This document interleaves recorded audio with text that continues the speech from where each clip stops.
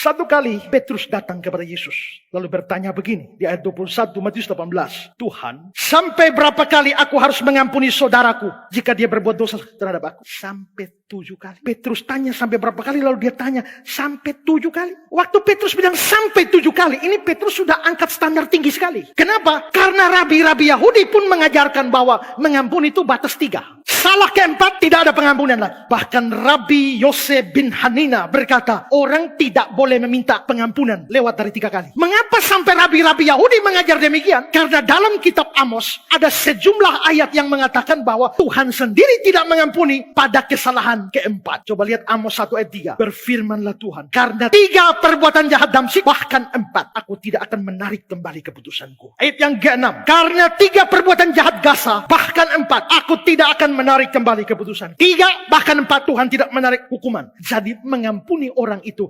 harus 3 kali. Lewat dari 3 sampai 4 tidak perlu diampuni. Jadi itu standarnya 3. Tapi Petrus datang sampai berapa kali? 7 kali. Petrus angkat standar sudah lebih tinggi daripada Rabi Yahudi. Tapi bagaimana Yesus jawab? Ayat 22. Bukan sampai 7 kali, melainkan sampai 70 kali 7 kali. Petrus kira standarnya sudah tinggi. Yesus angkat standar lebih tinggi. 70 kali 7 kali. Ini bukan matematika. Jadi 70 kali 7, 490. Jadi saya ampuni kau sampai kesalahan 490. Begitu 491 komat. Bukan itu. Maksudnya adalah 7 kali. Angka 7 dalam kebudayaan Ibrani itu sempurna. Angka 10 itu sempurna dalam pengertian lengkap. Maka 7 kali 10, 70 kali 7 lagi. Ini sama dengan angka sempurna kali angka sempurna. Dan itu berarti betul-betul sempurna. Betul-betul maksimal. Berarti yang mau dikatakan oleh Yesus adalah bahwa sebenarnya tidak ada batasan untuk mengampuni. Itu maksudnya. Tapi pada waktu Yesus bilang 70 kali 7 kali. Kira-kira apa yang ada di pikiran Yesus? Beberapa penafsir bahkan meyakini pasti Yesus sedang ingat Lamek. Kenapa? Karena Lamek itu orang jahat. Tapi dalam urusan membalas kejahatan, Lamek punya prinsip. Kejadian 4, 23, 24. Berkatalah Lamek, aku telah membunuh seorang laki-laki karena dia melukai aku. Membunuh seorang muda karena dia memukul aku sampai bengkak. Sebab jika Kain harus dibalaskan 7 kali lipat, maka Lamek 70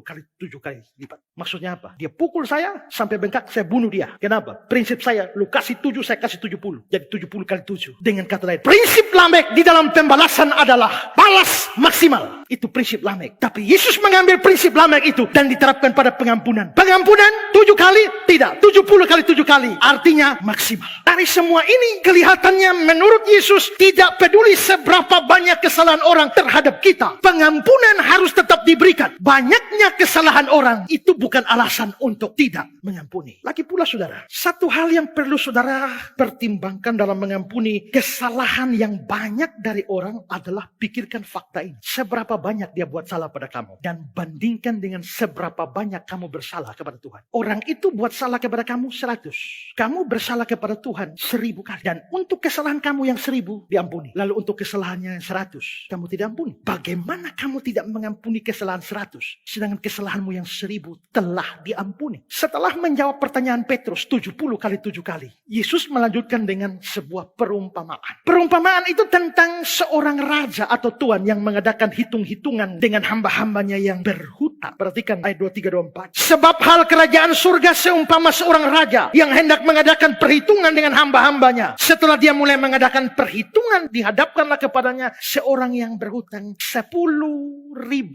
talenta. Supaya saudara bisa tahu kira-kira 10.000 talenta itu banyaknya bagaimana. 1 talenta itu 6.000 dinar. Ini 10.000 talenta. 1 talenta 6.000 dinar. 6.000 dinar itu berapa banyak? Hitungnya begini. Di Matius 20 yang perumpamaan tentang penggarap kebun anggur. Orang buruh harian kerja jam 6 pagi, keluar jam 6 sore, bayarannya 1 dinar 1 hari. Jadi kerja 1 dinar 1 hari untuk mendapatkan 1 talenta. 1 talenta itu 6.000 dinar. Berarti untuk mendapatkan 1 talenta, orang harus bekerja 6.000 hari. 6.000 hari itu berapa tahun? Kira-kira 20 tahun. Jadi buruh harian kerja 20 tahun baru dapat 1 talenta. 6.000 dinar. Kalau begitu untuk dapat 10.000 talenta, 1 talenta 20 tahun kerja. 10.000 talenta 200.000 tahun. Bayangkan, ini orang hutang bagaimana nih? Rasanya tidak ada orang awam biasa yang bisa hutang sebanyak ini. Itulah sebabnya penafsir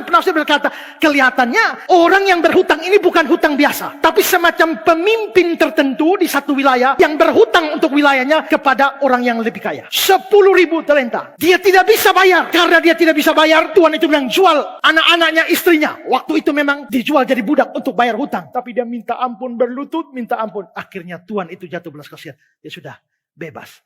Bayangkan, 10.000 talenta free. Hapus. Dia keluar dari sana. Begitu dia keluar dari sana, dia ketemu temannya yang hutang pada dia. Berapa hutangnya? Ayat 28. Tapi ketika hamba itu keluar, dia bertemu dengan seorang hamba lain yang berutang 100 dinar. Cuma 100. Satu talenta itu 6.000 dinar. 100 dinar ini terlalu sedikit. Tapi apa yang terjadi? Dia menangkap dan mencekik kawannya itu. Katanya bayar hutangmu. Dia menyerahkan kawannya itu ke dalam penjara. Sampai dilunaskan hutangnya. Kawannya sudah berlutut minta ampun. Tetap masuk penjara. Bandingkan hutang dia 10.000 talenta. Dengan hutang orang lain kepada dia 100 dinar. 10.000 talenta banding 100 dinar. Ini kayak langit dan bumi. Ini hutang besar sekali. Diampuni. Ini hutang kecil sekali. Tidak diampuni. Maka kamu yang sudah diampuni dengan hutangmu yang besar, kok bisa tidak mengampuni yang kecil? Betapa jahat kamu. Itulah sebabnya dikatakan dalam ayat 32, raja itu menyuruh memanggil orang itu dan berkata kepadanya, hai hamba yang jahat. Maka orang yang telah diampuni dosanya yang besar, tapi tidak rela mengampuni dosa yang kecil, itu orang jahat. Berapa banyak orang Kristen jadi orang jahat? Karena tidak mau mengampuni dosa orang lain yang katanya besar sekali. Besar sekali. Tapi tidak ada apa-apa dibandingkan dengan dosamu kepada Tuhan. Itu juga namanya tidak tahu diri. Karena harusnya sebagai orang berhutang, kamu itu adalah terdakwanya. Tapi mengapa mengangkat diri jadi hakim terhadap orang yang bersalah? Terlalu banyak dosa kita di hadapan Allah. Kita seumpama orang yang berhutang 10.000 talenta, tapi Allah mengampuni kita. Kalau ada yang berbuat salah kepada kita, sebanyak apapun kesalahannya, tetap kecil dibandingkan kesalahan kita. Bukankah ketidakmauan mengampuni itu adalah kejahatan yang tidak tahu diri? Kalau kita menyadari seberapa besar dosa kita yang telah diampuni oleh Tuhan, tidak ada alasan untuk tidak mengampuni. Setiap orang yang sadar sudah diampuni harus mau